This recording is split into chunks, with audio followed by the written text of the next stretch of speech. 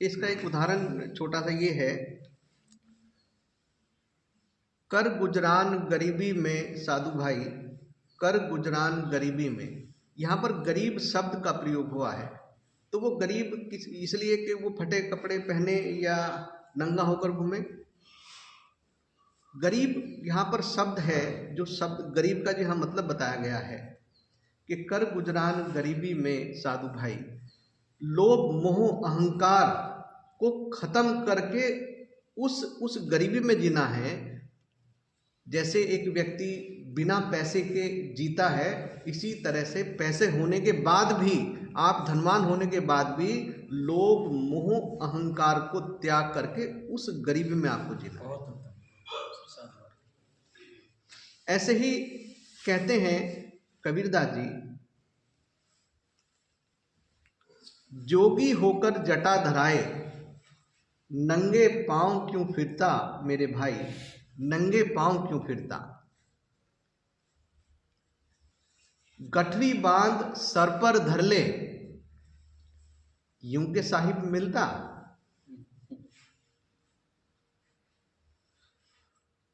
मुल्ला होकर बांग पुकारे, क्या तेरा साहिब बहरा है रे भाई। अब वो उसका उत्तर दे रहे हैं कि चींटी के पांव नूपुर बाजे।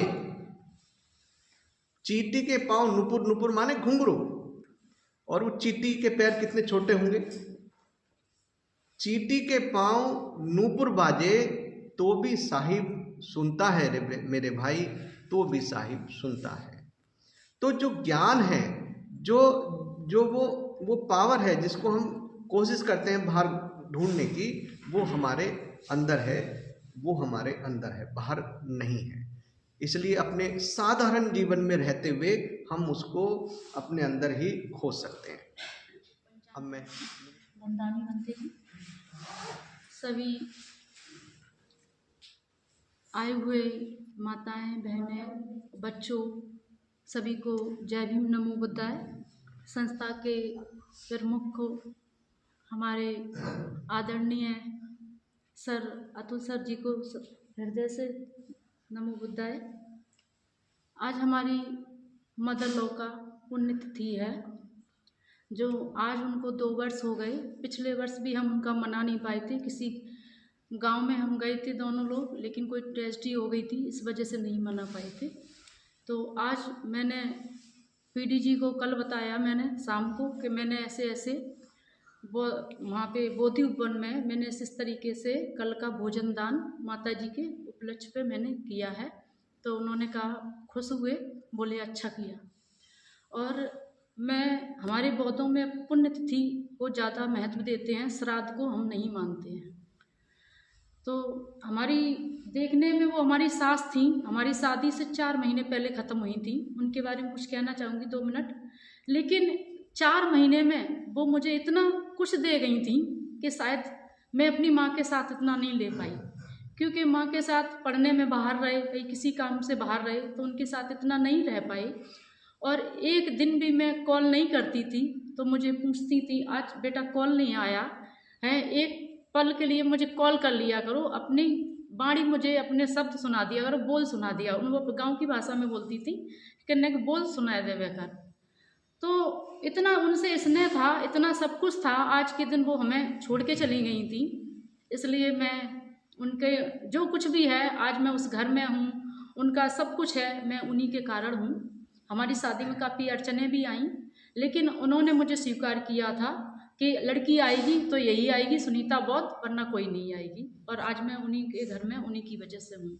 तो मेरा फर्ज बनता है कि मैं ये करूँ, एक छोटा सा कुछ करूँ, ठीक। और बाकी भंते जी ने विपश्यना बताया है, मैं बच्चों से, बड़ों से, सभी से कहना चाहती हूँ कि हमारे बॉस ने भी मेडिटेशन सेंटर खोला है, यहाँ पर भी करवाते हैं। आप बारी बारी से समय निकाल कर वहाँ पर जाइए। मेडिटेशन एक ऐसी चीज़ है जिससे कि आपका मन, दिमाग, बच्चों का कॉन्सेंट्रेट रहता है, और जो गलत चीज़ों पे भागते नहीं हैं और क्रियाओं पे उनका मन नहीं लगता है। अगर 10 मिनट भी आपने किया तो अपने आप के लिए बहुत बड़ी बात है। सभी के लिए बहुत बड़ी बात है। मेडिटेशन मैंने काफ़ी शिविर किए हैं और आज मैं परिवार की वजह से नहीं ज़्यादा कुछ कर पाती हूँ, क्योंकि समस्याएं कुछ ना कुछ रहती हैं। उन्हीं सभी के लिए जय भीम मंगल सर। कि मैं इन दिनों एक पुस्तक पढ़ रहा हूँ, टी.आर.वी. मूर्ति की पुस्तक द सेंट्रल ऑफ माध्यमिक फिलॉसफी। टी.आर.वी. मूर्ति बनारस हिंदू विश्वविद्यालय में एक बहुत बड़े विद्वान थे, दर्शक के। पुस्तक पढ़ना अच्छा लगता है वनस्पति, एआई, मेटा, इन सब चीज़ों से, कि पुस्तक में जो विद्वानों का व्यू रहता है वो बहुत कम मिलता है। तो उन्होंने एक बात लिखी है कि बुद्ध ने जितनी भी बात बताई वो कोई नई बात नहीं बताई, वो पहले से उपनिषद में और वेद में है। जैसे आष्टांगिक मार्ग का जिक्र हो तो आष्टांगिक मार्ग के बारे में उन्होंने बताया कि छांदोग्य उपनिषद में है।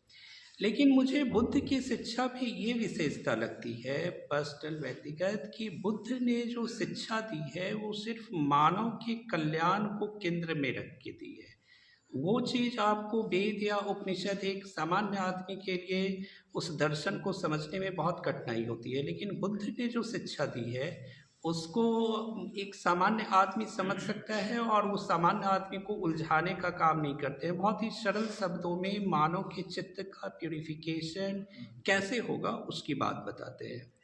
जब आप बुद्ध के शिक्षा का अध्ययन करते हैं तो पाली साहित्य का अगर जिनको ज्ञान हो और उस साहित्य के इससे आप अगर गुजरते हैं, देखते हैं, तो आपको देखने को मिलता है कि बुद्ध ने सामान्य आदमी को ध्यान में रख के कितनी शिक्षा दी है। एक आष्टांगिक मार्ग से तो आध्यात्मिक उन्नति होता ही है, लेकिन बुद्ध एक व्यवहारिक शिक्षक के रूप में ये चीज़ समझते हैं कि संसार में जब हम रहते हैं तो इकोनॉमी भी मेरे लिए बहुत इम्पॉर्टेंट है। आप अर्थ के अभाव में नहीं रह सकते। वो दिमाग जो है, एक सामान्य आदमी को अर्थ की ज़रूरत होती है, नहीं तो आपका जो दिमाग है वो डाइवर्ट करेगा। अगर मेरे पास अपनी बच्ची को फ़ी देने के लिए पैसा नहीं है तो शायद मेरा दिमाग रिसर्च पे नहीं जाएगा या और चीज़ पे नहीं जाएगा, फिर मैं उस पर उलझ जाऊँगा।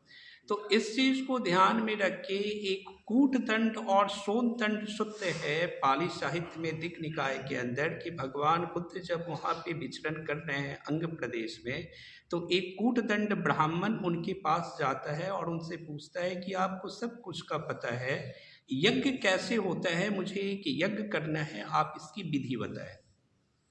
तो बुद्ध की शिक्षा देने का भी एक जो तरीका है वो बड़ा अजीब है। वो कहानी के माध्यम से, प्रतीकों के माध्यम से बताते हैं। तो बुद्ध बताते हैं कि देखो ब्राह्मण, मैं पहले इस जन्म में इस नाम का राजा था और वहाँ पर बहुत सारा चोरी व्यभिचार होता था। तो यज्ञ कैसे करना है तुम इस चीज़ पर ध्यान मत दो, तुम इस चीज़ पे ध्यान दो कि तुम्हारे राज्य में कितने लोग बेरोजगार हैं, उनकी रोजगार की चिंता करो। वो जो लोग हैं उनको सही पारिश्रमिक मिल रहा है, सही सैलरी मिल रहा है या नहीं, तुम इसकी चिंता करो। और इस सब की चिंता करने के बाद जब ये हो तब तुम यज्ञ के इस पर आओ। कूटदंड को कोई बताता है कि वो बुद्ध है, तुम इतने बड़े ब्राह्मण हो, तुम क्यों जा रहे हो उस बुद्ध के पास? वो बोलते हैं नहीं, बुद्ध के महिमा को हम जानते हैं, बुद्ध कितने बड़े ज्ञानी हैं, उन्होंने जिस ऊंचाई को पाया है अध्यात्म के क्षेत्र में वो अपने बलबूते पे पाया है और वो पूरे समाज के लिए कल्याणकारी है। इसके लिए मेरा जाना बहुत ही इम्पोर्टेंट है। तो बोलने का ये मतलब है कि जो भी आपको आष्टांगिक मार्ग है या प्रतित्व समुत्पाद है, अगर आप इसको सही मायने में इसका पालन करेंगे तो ये आपको अंधकार से प्रकाश की ओर ले जाएगा। एक मार्ग, एक इंटरनल डेवलपमेंट होता है जो अंधकार से प्रकाश की ओर ले जाएगा। अंधकार से प्रकाश की ओर ले जाने के बाद आपको दुख से सुख की तरफ ले जाएगा और अंततः आपके जीवन में आध्यात्मिक और आर्थिक और सांसारिक दोनों ही विकास होगा।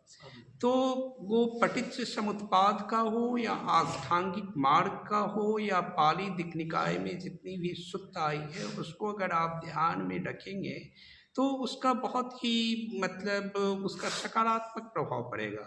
वो देश के लिए, राज्य के लिए, सबके लिए एक महापरिनिब्बाण सूत्र है। उस महापरिनिब्बाण सूत्र में देखेंगे कि अजातशत्रु जो है अपने इसको ब्राह्मण को भेजता है कि तुम बुद्ध से पूछ के आओ कि मैं वैशालियों पर बच्चियों पर आक्रमण करना चाहता हूँ, क्या मैं उसको जब उनको परास्त कर दूंगा।